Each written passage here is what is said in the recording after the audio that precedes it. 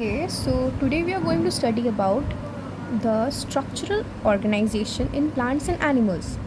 This whole unit has two parts, plant morphology and animal morphology. So, here we are going to study with, start with the root. The root has like two parts, it is divided into mainly two parts, like dicot and monocot. In dicot, in NCRT, we have seen like they have first described the dicot one. Monocot and dicot, what's the difference? So monocot is like a seed which has its plumule, radicle and all everything in one seed. Okay, in monocot, like in pea, if we take an example, if we divide it into two halves, it becomes two halves which has its radical plumule stored over here. Okay, radical and plumule stored over here. So in dicot plants like of these category, the radical elongates directly to form the primary root. Like it grows into the soil, grows into like from the soil it directly grows. Okay, from the soil it directly grows. The primary roots gives rise to lateral roots like secondary, tertiary and etc. The primary root which grows from the dicot seed later on gives rise to secondary. Okay, like it will have more branches, secondary. Okay, later on together primary root and its branches form taproot system. The primary roots and its branches together form the taproot system. We have taken an example, mustard. In monocot, the primary roots are short-lived. Like these roots, this is the primary root part and this is the secondary. For example, this is short-lived. Okay, replaced by many roots arising from base of stem. It is replaced by many roots, like we have seen here. In monocot, this part lives less and this part lives longer. So when it gives rise to its like children's, this part dies and this part lives. Okay, this secondary part lives. Okay, and this whole thing where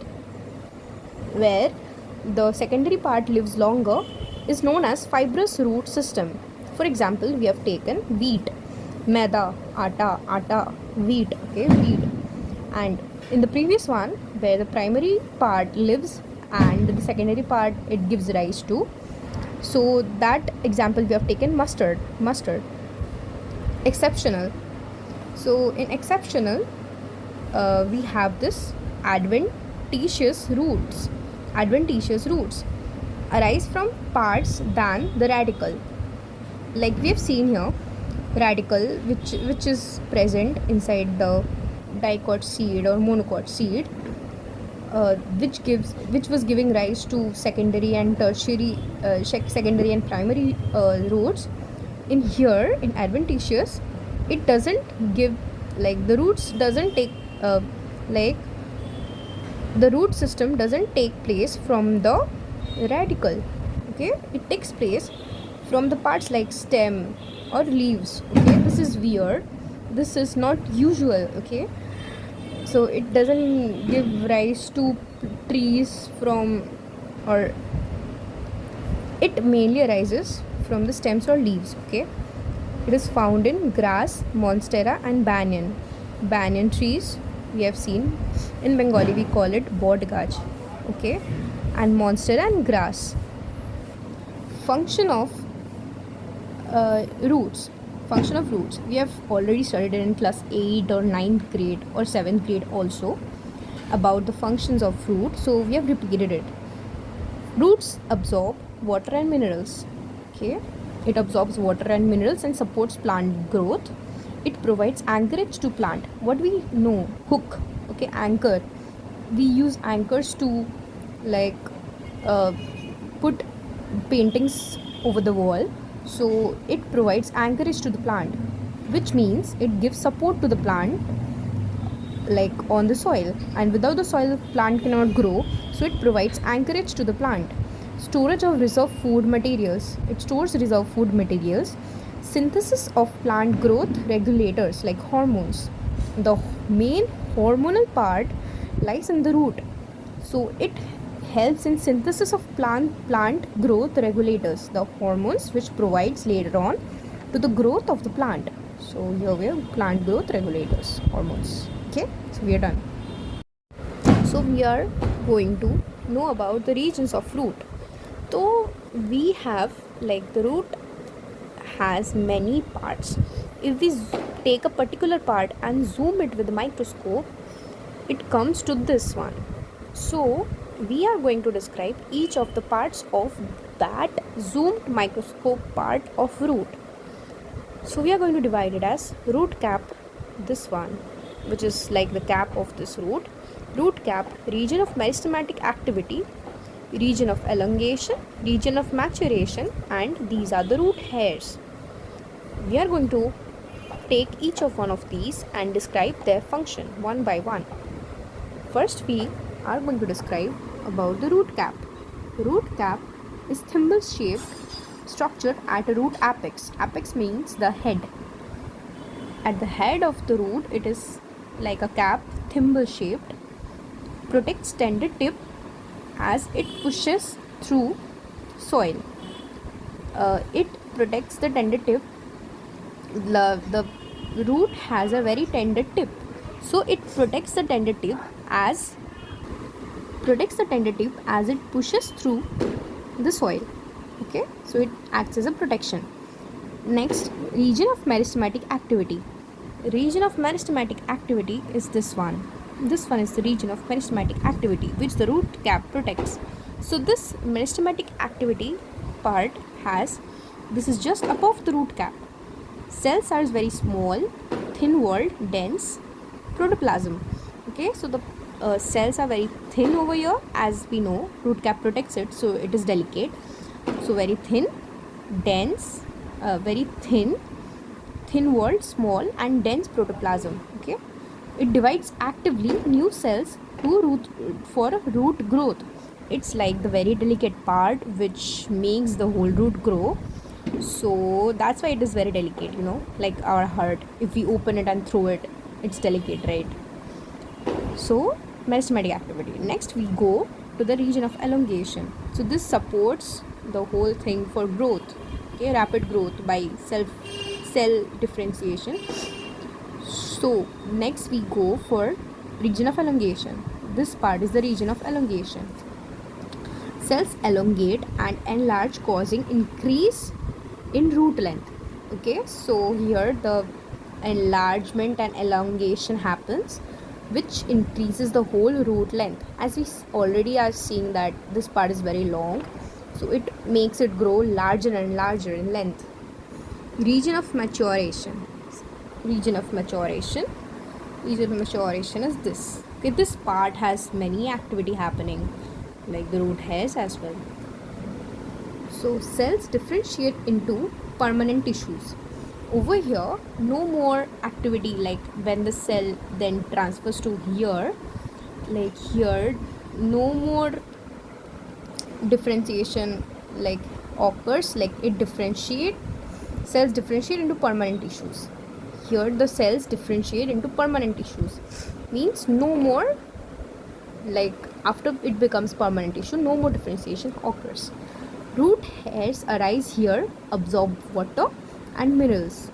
Okay, so root hairs arise also here, which mainly help in the water absorption and mineral absorption, which supports the plant later on in growth. So here the root hairs arise, which are delicate and thread like. Okay, so we are already, like, you can describe it by seeing it only. In MCQ if it comes, so it will be very easy. Delicate and thin, like thread like, sorry, and it helps in water and minerals absorption. Okay, so this diagram is very important, you have to memorize it, and I've already taught it in step by step part. So we are going to study about few root modifications, like some roots change shape and structure to suit for functions, like if they are in a new place or if they are in a place where they are having problems in storage of food, support or respiration, like breathing of like or carbon dioxide taken and oxygen releasing, so they adjust in few new types. So these roots are modified, like it itself modifies the root for such purpose. Okay, like uh, for example, first, for modified for storage, like store food prepared by plants, like the food which plant prepare for itself. If they have like problem in storing it, they swell up. Okay, they swell up. These, there are two types of such roots: tap roots and adventitious roots. Okay, in tap roots we have carrot. You have seen the structure of carrot is like this or something. Okay, here the swollen part is the food is stored here. Okay, turnip and beetroot also we have seen, it's somewhat like this and this kind of over here some part. So beetroot also food storage. Adventitious roots are sweet potato, dahlia and tapioca. Okay, these are the three parts. Modified roots, which are modified for support, which provide extra support to plants. Okay, when plants are weak, like they cannot stand by themselves, there are few roots which provide them support, like prop roots, hanging roots from branches of banyan tree, support heavy branches. Okay, so there are hanging roots from the tree like this, which support when it's heavy, like when the tree is heavy, and they are usually heavy, so they have supporting roots. Stilt roots arise from lower nodes of stem in maize and sugarcane. We drink water of sugarcane, right? So the plants of these also have supporting, like we have in prop roots we see, like it's rising from the branches, it's giving prop from the branches. In stilt root, the things arrive from the ground to support the plant. They arise from the ground, here from the branches, here from the ground. For example, maize and sugarcane. Modified roots modified for respiration. They help in breathing in swampy, waterlogged soils, where the soils are totally logged with water, no place for the plant to breathe, like the roots to breathe. Okay, and swampy, like dump. Okay, fungus areas where the roots are totally blocked. For example, new metaphors in rhizophora, mangrove plants. Okay, mangrove, we see mangrove forests. So in my mangrove plants, rhizophora, grow upward to take in oxygen from the air. Okay, the roots grow upward from the base to take in oxygen. Okay, they become like this, so it kind of like this to take the oxygen from the air. So the plants, different type of plants adjust to the different surroundings according to their needs. Okay, so we just need to remember only the 3 points: storage of food, support and respiration, and accordingly we'll remember the points, and the examples are also important.